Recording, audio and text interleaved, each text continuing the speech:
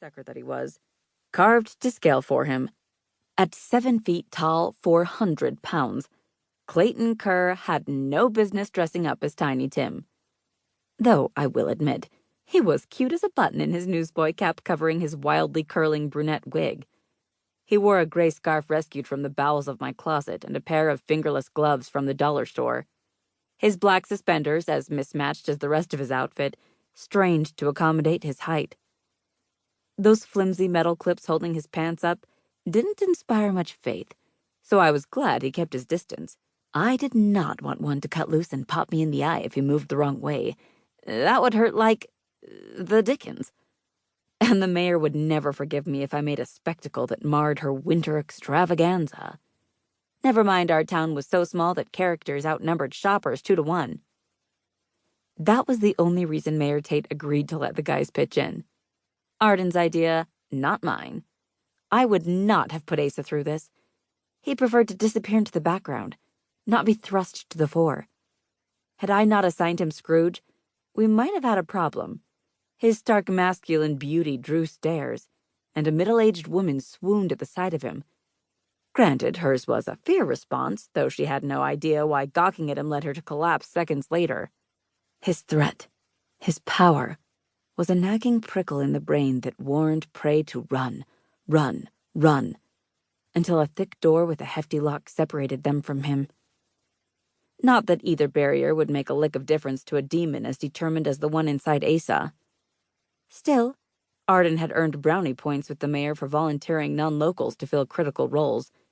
She was hoping to sweet-talk her way into the second parking spot mentioned in our lease. I told her to save her breath. Mayor Tate had selective hearing when it came to me in my shop, but she was an optimist. Do you smell that? Arden pinched me. They're roasting actual chestnuts on an actual open fire. She's busy undressing Asa with her mind, Canberra explained to her best friend.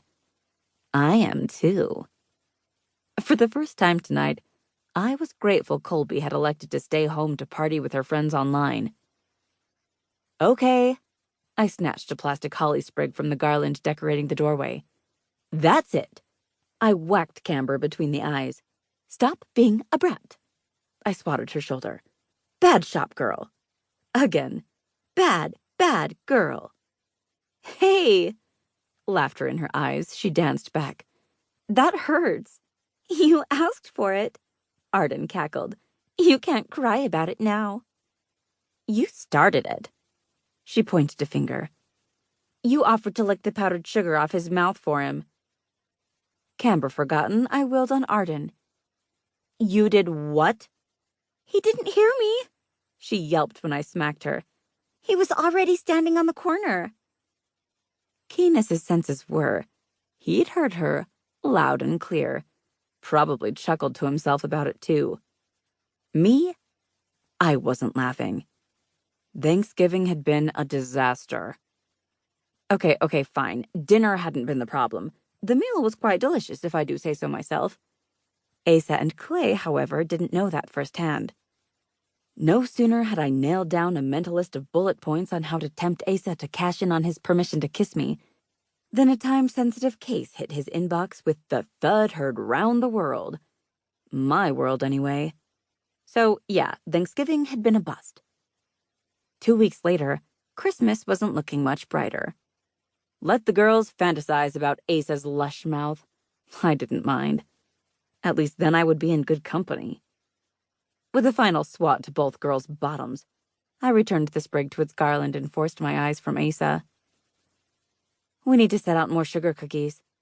I did a quick mental tally. We have about 2 dozen left.